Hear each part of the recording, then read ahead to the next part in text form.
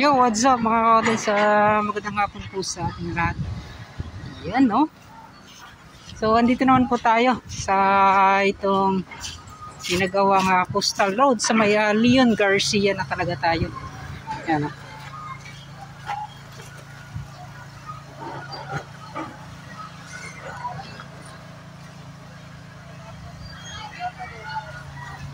Mataas na po mga kaotits dito banda. Yung kanilang paggawa. Yan, shoutout ka boss. Boss, yung hapon. Yan, shoutout dito.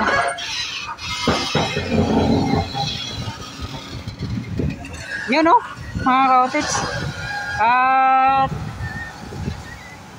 nakagawa na pala sila para sa pag-coping nila mga kaotits. Kulang na lang yung pagbuhos po dito. Yun. Konting-konti na lang yung si Zero nag-hukay sa baba, pinagkukuha niya yun o, yung mga concrete block. Dito parang open na mga cottage kasi yun nga po, nag-install na sila, ilalagay na nila dito yung girder pagkatapos ng paggawa ng coping. Uy, para stress na sobra.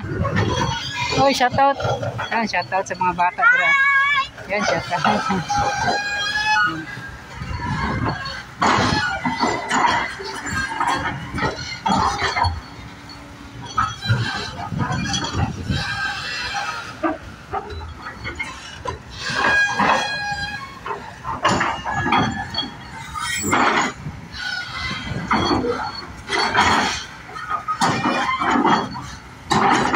Yun ito pinapile po yan mga cottage, ano? Pinapile pa lang po mga cottage yan, pinapile ni sir itong mga contact yan o, kala ko tinatanggal dito. Tuloy-tuloy tayo doon sa dulo dito sa Leon Garcia segment. Yan. Oh, shout out.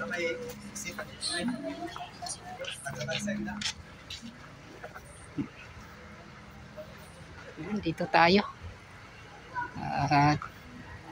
Maglalakad. Boss, ang hapon. Yan.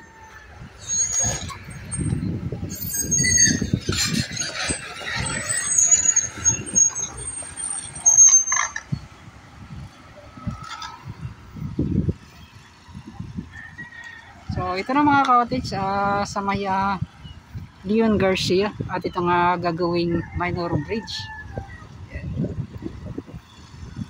So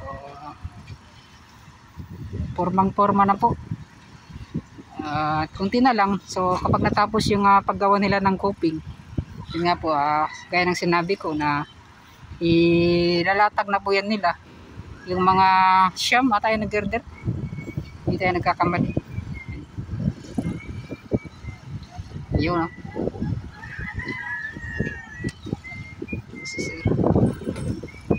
so magtutuloy-tuloy tayo doon sa dulo. Yun. Ay sing hapon lagi ko yan, salamat. Wow, so dito banda mga cottage, so napakaganda ng pagkapatag nila. So maganda talaga kapag yung lupa po ay nakakuha na ng buhangin. Tawag niyan, nahaluan po ng buhangin. Kahit siya umuulan po siya mga cottage, hindi po ganun po kaputik yung daan ng yan. So, goods na goods. So katulad dito mga cottage, so naghalo po yung buhangin at so mga lupa na parang kulay gold.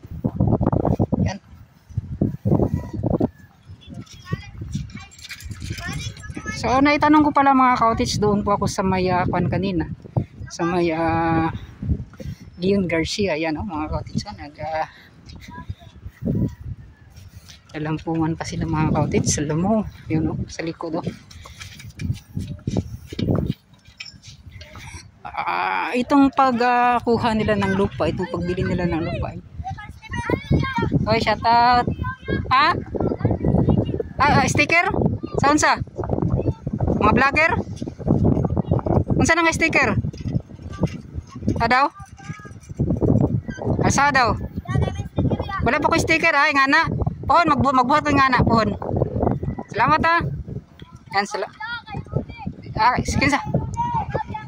Yan, shout out ang Uncle Rolly daw. Yan mga cottage. Yan, balik tayo. So itong kuha nila ng lupa ay hindi pa to basta-basta mga cottage na kinukuha lang doon. So sinisigurado pala nila kung ito po ay goods na pwedeng gawing pagtambak. So hindi pala yung basta lang kumukuha ka doon. So hindi po ganun daw mga cottage. Check po daw yan ng DP kung mapapakinabangan ba o magagamit pa dito sa ginagawang pagtambak nila. So ganun na. So naitanong po yan natin mga cottage at sabi niya din kung ano po yung sinabi nila. Yun po yung ina-update natin. So shoutout daw kaya Boss Rolly. So yung mga cottage sa dito banda ay low tide. Yun o.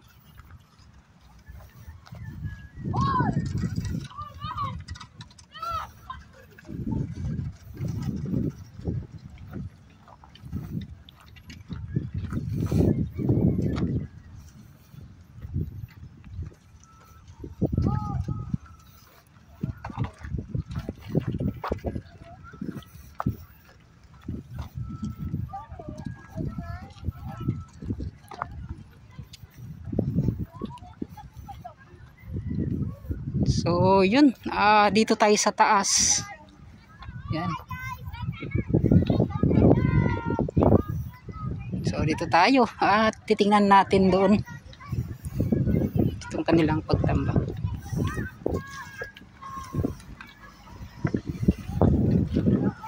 Yan oh. Wow.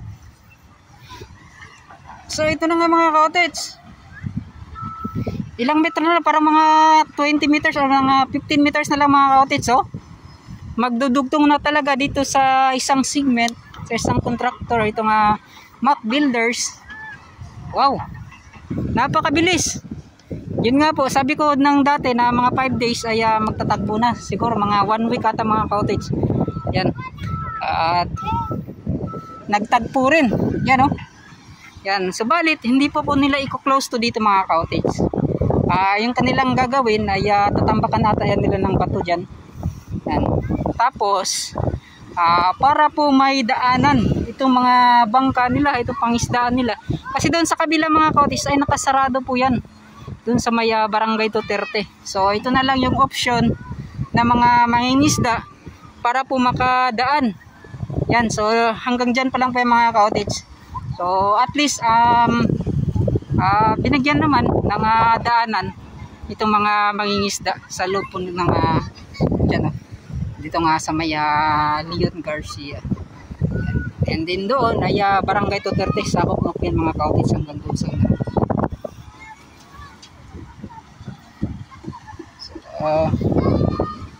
ay ay tumawag oh sa Israel, ay tumawag. Ayun oh, shout out oh. Shoutout yan ang titawag ko. Yun, shoutout. Yan, shoutout si Juan, itawag dito, Tans daw. Salamat.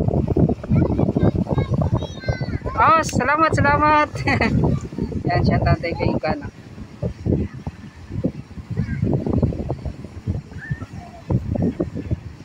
Salamat. Yan. So, tumawag yung bata mga cottage, Tito Tans daw. Yan. So, maraming salamat yung mga bata na nakakilala sa atin.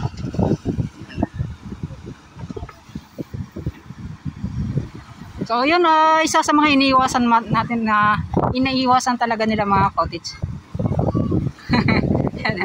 Iniiwasan nila yung mga katulad niya mga cottage, may mga kabataan na umaakyat talaga sa itong mga pag-ooperation kanila.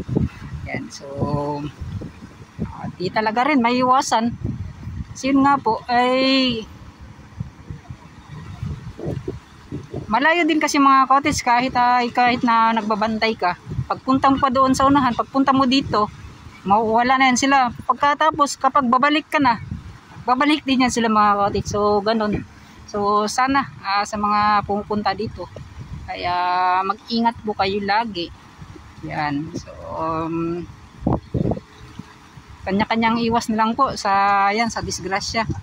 So mega shoutout po sa inyong lahat. Yan o. Sa mga bata na nakakilala, so i-shoutout natin yan dito banda. Yan o. Maraming salamat pala sa inyo. So, yung panahon natin ngayon mga cottage, ito na po. Masamang masama na. Paparating na tatay itong si ginang ulan. Yan o.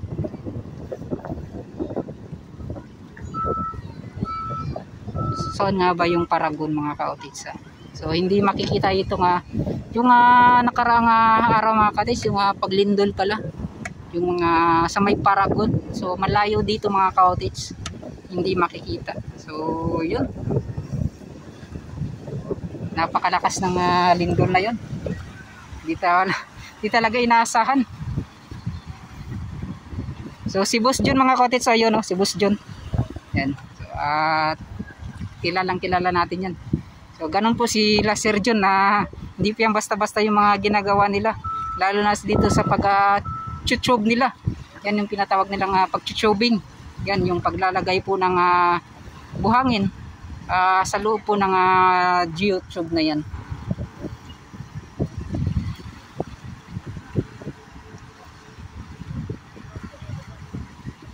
So, buwis buhay din yan mga cottage, yung kanilang ginagawa. Isa pong karangalan or saludo yung ginagawa nilang pagtatrabaho nila. Yun pala si Sir John, yun o. Kami shoutout lang sa inyo kung saan ba si Sir John dyan. Pero magka-itsura lang ata. Yun mga cottage. At so ito na nga, napakabilis ng pagtambak. Sa 3 buwan mahigit, ganito na po yung itsura mga cottage.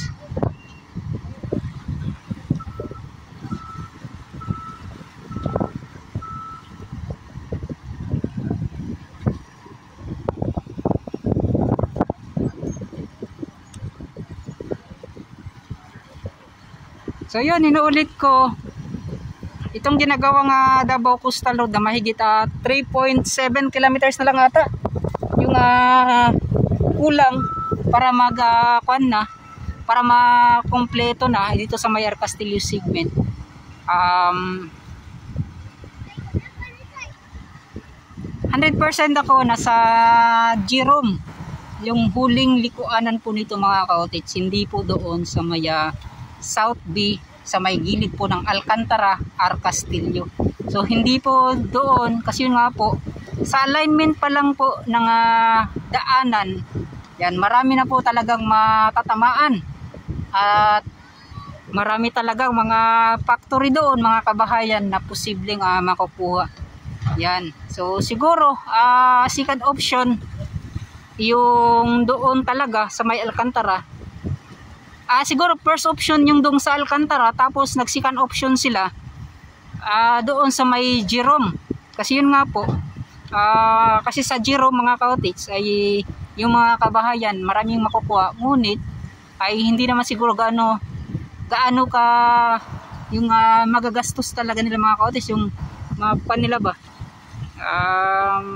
malalakihan talaga sila ng gastos sa pag-budget sa mga kabahayan. Yan. Shoutout tayo ka mga. Yan o, shoutout. So yun, at abangan na lang natin itong huling pagdugtong nila doon sa kabila, kung hanggang saan talaga yung kompletong alignment sa pagtambak sa ginagawang Davao Coastal Road. Yun, babalik na ako mga cottage. Yan, mega shoutout pala sa lahat.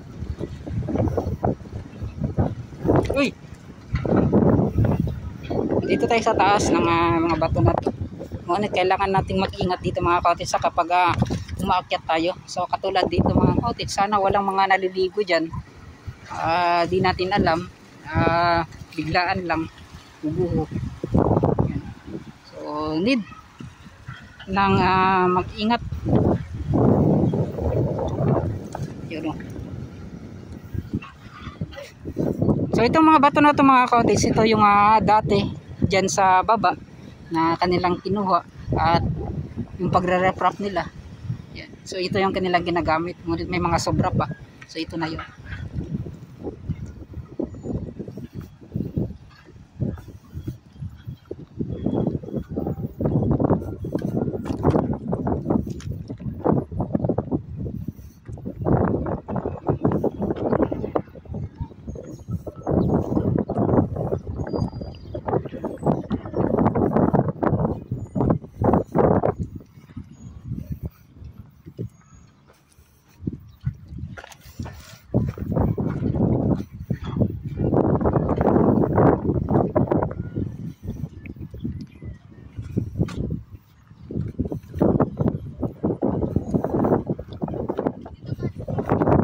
Oh, shout out.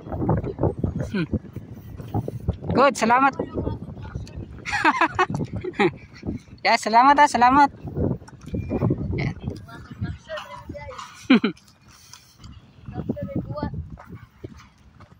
So ito ay gagamitin to mga cottage sa likod. So yung mga cottage pupunta na natin doon sa may dulo ng Leon Garcia sa gilid po ng Santa Ana Farm.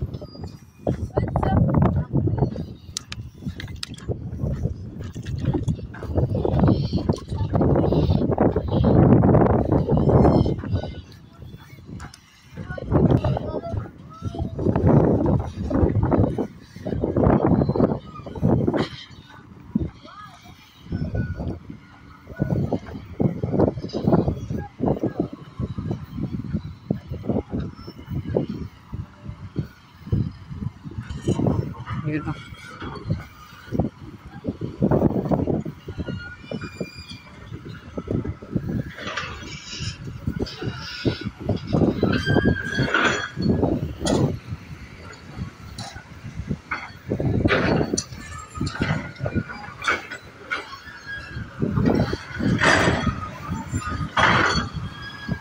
So yun. Boss, ay hapon. Hoy, agi ko diri ha. Yan. Ang say ni mo ron? Wala pa ikon ron. Wala pa kay trabaho ron, o pa ikon? Wala pa na. Bitaw no. Salamat ha. Yan, salamat kay Bossing. Pison operator. Yan, si Bossing oh, shout out. Boss, agi ko ha. Agi ko. Salamat. Yan oh, shout out. So yung mga cottage at ito na nga at nailagay na niya yung mga concrete block, wing wall. Yan.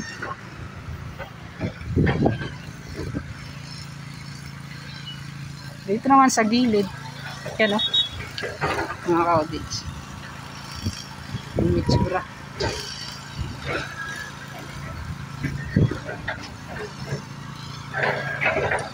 Yun, tinatrabaho nila dyan sa gilid, sir, yung hapon. Yan o.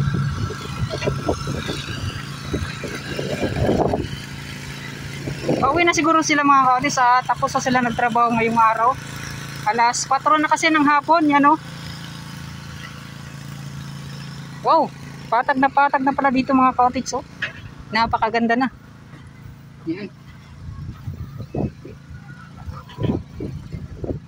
Sila boss, oh. Hoy boss, ang hapon. Hoy, shout out sila boss Tatsuki. Yan na. Apo ko sa mga amigo na. Wala magtrabaho ron? Wala pa? Napaday? Nag-over mo? Yan, so mag-over pala sila kayo mga cottage. Yun.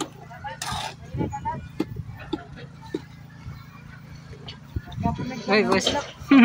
Hollow block mo rin sa kilid. So kanyo, magabuo na sa mga cottage. Kaya ko lang sikat under ba, kaya ko resa. Yahay ko kayo ba? Oo. Lain, sikat ko diri ba? Gani, klaro-klaro kayo. Oo. Yan o, mga cottage. So purong-purong, ay kanyo, dihayag na siya boss no? Oo. Hinayag nga ako. Hayag. So yun mga cottage.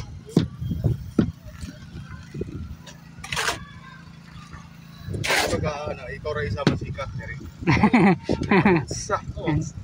Dapat kamu tanan para kon. Unsa naman na sir? Muna na. Lang kada siya.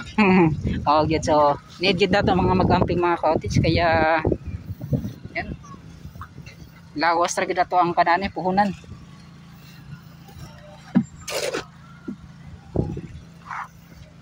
Kani diri murag nag-asfalto na di ay. So, first layer. Wala kani diri murag hapit na po ni mga ka-asfaltohan ninyo diri no kay pila ka kwan na lang manipod. Tanaw na ko murag Marso human na ni diri ang banda ba? Mga March no. Yun. Boss, salamat boss ha. Yan, shout out kay bossing. Yan. Dito tayo mga cottage. Yan. At yan, nakita natin yung mga pagbabago na dito sa itong Mac Builders at itong Sarilay. Yan.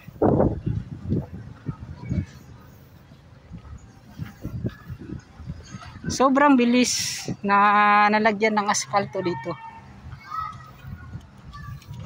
At wala rin tayong masabi mga cottage kasi yun nga po ay mabilis din naman talaga silang magtrabaho. Yan.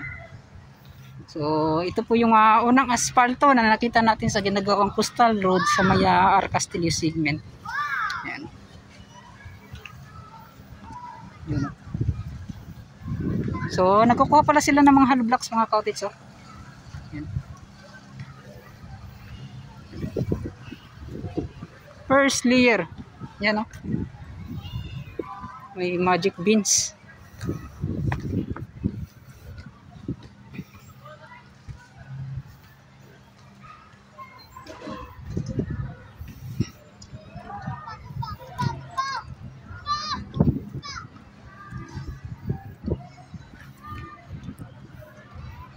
So ganito mga cottage kasi yung mga pag-asfalto, yung mga nakita kong kaibahan yung pag first layer po nila, first layer nila sa pag-asfalto ay more on mga yung hindi masyadong malaki mga cottage. So yung sakto lang sa laki ng itong bato, yung mga graba na inilagay nila. Ngunit kapag sa second layer na, yung sa taas mga cottage, yung parang medyo pino ng ganyan mga cottage. Yung parang mga ganito na kaliit ba? Hindi na parang ganito ito. Yan, yun yung mga nakita ko sa pag-asfalto nila.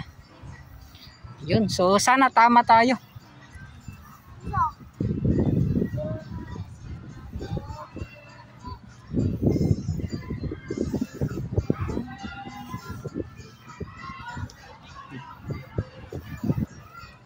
So, SS1. Itong SS1 mga cottage, ito talaga yung unang inalalagay sa kalupaan para mas matigas po siya mga cottage. Yan sila boss. Oh. Shout out boss. Yan. So para matigas po itong kalupaan tapos ilalagay na itong asfalto. Yan.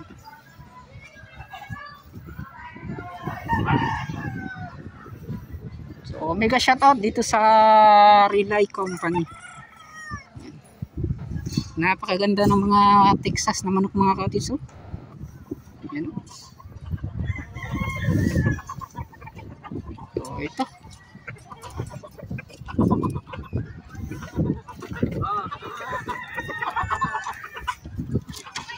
Napakaganda ng mga manok niya mga cottage. Oh, shout out. So yan mga cottage sa boundaryhan po. So dito banda ay dito na kasi yung boundaryhan ng UBI hanggang doon po sa loob.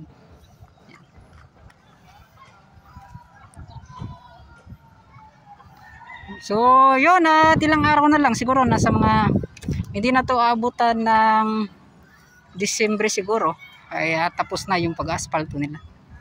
Yan. Mga ilang araw na lang or mga December 10 yan or 15. Tapos na dito. Yun.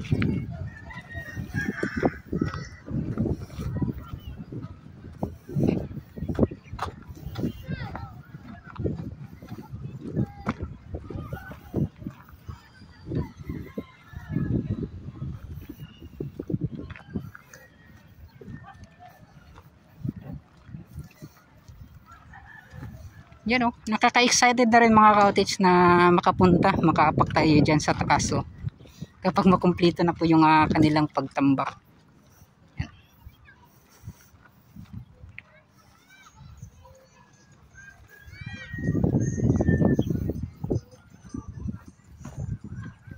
So dyan naman sa loob ng Santa Ana Wharf ay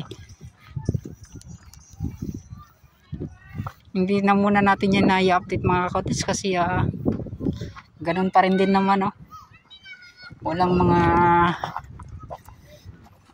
masyadong nagbago.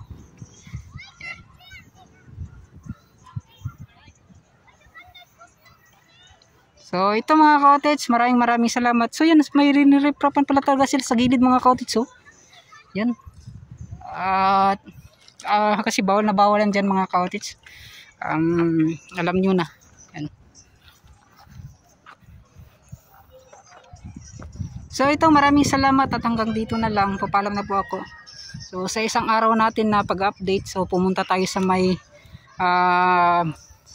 South B R. Castillo, dito sa may Barangay Duterte, at itong sa may Leon Garcia, Agdao, Davao City. So ito na po yung pagbabago sa ginagawang Davao Coastal Road. Maraming salamat. So mega shoutout sa inyong lahat. Di ko nga po kayo isa-isahin. Sa mga nagpapa-shoutout, yan, so mega shoutout sa inyo. Tinihingal na ako mga cottage. Yan, maraming salamat. Sa FWs pala, mega shoutout at bye-bye na.